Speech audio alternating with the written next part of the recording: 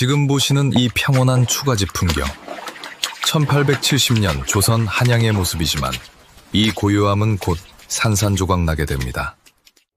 시계를 65년 뒤로 돌려 격변의 한복판으로 가보시죠.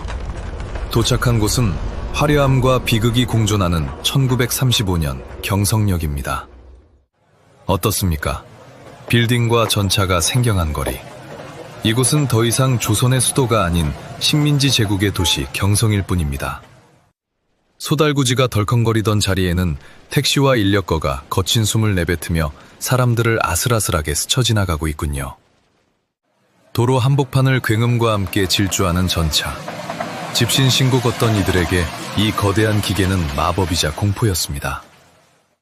전차 안은 양복 입은 신사와 붓짐맨 농사꾼이 무릎을 맞댄 곳. 그 시절 조선을 가장 잘 보여주는 공간이 아닐까요? 이 전차를 타고 남대문을 향해 내려가 보시죠. 덜컹거리는 차창 너머로 욕망과 억압이 뒤섞인 도시가 이어집니다. 저 앞 남대문이 보입니다. 성벽이 헐린 지금은 도시를 지키는 성문이 아닌 하나의 전시물처럼 남겨진 모습입니다. 도성의 성벽은 일제의 도시 개조 속에 사라졌고 남대문만이 차가운 교차로 한가운데 외롭게 서 있을 뿐이죠. 남대문을 지나 도착한 곳은 남촌 혼마치입니다. 경성의 긴자라 불린 이곳엔 우리말보다 일본어가 익숙합니다. 그 한가운데 식민지 자본주의가 만든 거대한 상징, 미츠코시 백화점이 도심을 압도하며 자리하고 있네요. 화려한 미츠코시 백화점 해전문 안으로 직접 들어가 보시죠. 화려한 불빛 아래 숨겨진 풍경이 펼쳐집니다. 백화점 안으로 들어서자 펼쳐지는 번쩍이는 바다. 사람들은 신발을 벗어야 하나 잠시 망설일 정도로 화려했으니까요. 가장 큰 구경거리는 단연 승강기였습니다. 수직으로 올라가는 이 마법의 방을 타기 위해 사람들은 길게 줄을 섭니다. 상냥하게 웃으며 인사하는 안내양. 하지만 그 미소 뒤에는 식민지인을 내려다보는 서늘함이 배어 있습니다. 엘리베이터에서 내리자 넓은 매장이 펼쳐지고 진열대에는 조선인은 꿈도 못 꿀 고가의 수입품이 가득하군요. 발걸음을 옮겨 백화점 옥상 정원으로 올라가 봅니다. 쓴 가비를 마시며 낭만을 즐기는 모던보이와 모던걸의 모습. 난간 아래로는 전차가 쉴 새 없이 오가고 바쁘게 돌아가는 화려한 식민지의 도심이 한눈에 내려다 보입니다. 하지만 고개를 들어 남산을 바라보는 순간 거대한 일본 신사가 이 도시를 감시하듯 내려다보고 있습니다. 남산 위 조선신궁은 일본 제국의 권력을 과시하기 위해 세워졌고 경성 전체를 짓누르는 위치에 서 있죠. 이제 청계천 넘어 조선 상인들의 거리 북촌으로 가보시죠. 화려한 남촌과는 사뭇 다른 공기가 느껴지기 시작합니다. 이 억눌린 거리 한가운데 조선 자본으로 세운 유일한 백화점이자 민족의 자존심 화신 백화점이 우뚝 서 있네요. 우리말이 더 크게 들리는 이곳에서 조선인들은 지갑을 열며 억눌렸던 가슴을 잠시나마 달래곤 했습니다. 하지만 길 건너 500년 역사의 보신각종은 초라합니다. 왕조의 영광은 사라지고 낡은 종만 덩그러니 남은 셈이죠. 겉보기엔 활기찬 종로거리지만 사람들의 발걸음은 빨라집니다. 순사의 눈빛이 번뜩이는 종로 경찰서 앞이기 때문이죠.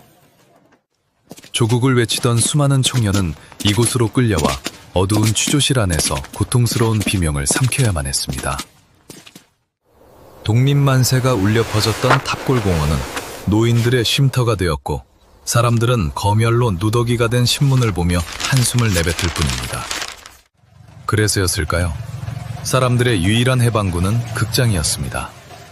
우미가 나쁜 영화를 보려는 인파로 가득하네요. 무대 위 변사의 애절한 연기에 사람들은 잠시 서름을 잊습니다. 어둠 속에서 서로를 위로하던 공간이었습니다. 그러나 극장을 나서 서대문 쪽을 바라보는 순간 그 알량한 위로는 차가운 현실 앞에 산산이 부서지고 맙니다. 화려한 도시의 이면에는 가장 처절하고 아픈 장소가 존재합니다. 바로 독립투사들의 피가 맺힌 서대문 형무소입니다.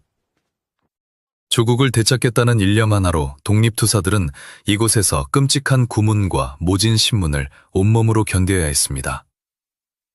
차가운 감방 안에서도 그들은 꺾이지 않는 마음 하나로 버텼고 그들의 희생은 도심의 그림자가 되어 남았습니다.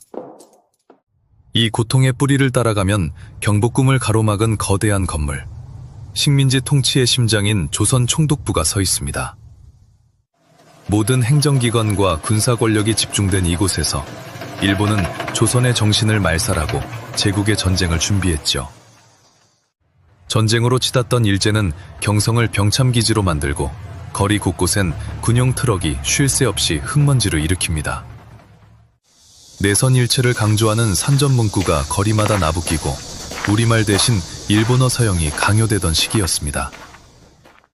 학교 운동장마저 군사훈련장이 되었고 어린아이들은 목총을 든 채 사람을 찌르는 연습을 강요받아야 했습니다. 하지만 놀랍게도 이 억압조차 1935년 경성이 숨기고 싶어 했던 진짜 밑바닥의 모습은 아니었죠. 청계천 둑방에는 땅을 파고 거적을 덮은 토막이 끝없이 늘어서 사람들이 겨우 몸을 누이며 살고 있었습니다. 아이들은 놀이보다 생존을 먼저 배웠고 남천에서 흘러온 더러운 개천물로 빨래를 하고 밥을 지어야 했습니다. 쇼핑백을 든 귀부인과 맨발의 거지아이가 공존하던 도시, 동양의 파리라 불린 경성의 진짜 얼굴입니다. 이 굶주림의 절망은 한강 너머 영등포까지 이어지고 밤낮 없이 연기를 뿜는 굴뚝 아래서 노동자들은 시들어갔습니다. 여공들은 하루 12시간씩 기계처럼 혹사당하며 제국의 전쟁 물자를 만드는 소모품으로 이용당할 뿐이었습니다. 피 맺힌 손등의 상처들은 제국의 야욕을 위해 쓰였고 그들의 눈물은 공장의 소음 속에 묻혀 사라지고 맙니다. 어둠이 내리면 공장 연기는 멈추지 않은 채 인공의 네온사인이 화려하게 도시의 슬픔을 덮기 시작하죠. 술집에서는 사의 찬미가 흘러나오고 취한 사람들은 비틀거리며 지독한 현실을 잠시나마 잊으려 애를 씁니다. 하지만 이 짙은 밤 어딘가에서는 누군가 조국을 되찾기 위해 목숨을 건 비밀스러운 준비를 이어가고 있었습니다. 밤 12시, 공습경보 같은 사이렌이 울리면 통행금지가 시작되고 화려했던 도시는 거대한 감옥으로 변하게 되죠. 남산이 일제의 신궁만이 번뜩이는 눈으로 잠든 조선인들을 내려다보며 제국의 통치를 감시하고 있습니다. 이 칠흑 같은 어둠이 영원할 것 같았지만 불과 10년 뒤 우리 민족은 거짓말처럼 찬란한 광복을 맞이합니다. 전쟁의 폐허를 딛고 다시 일어선 도시, 이 끈질긴 생명력이 지금의 서울을 만들었습니다. 1935년 경성여행은 여기까지입니다. 언제나 그랬듯 우리는 과거에서 다시 만나겠습니다. 감사합니다.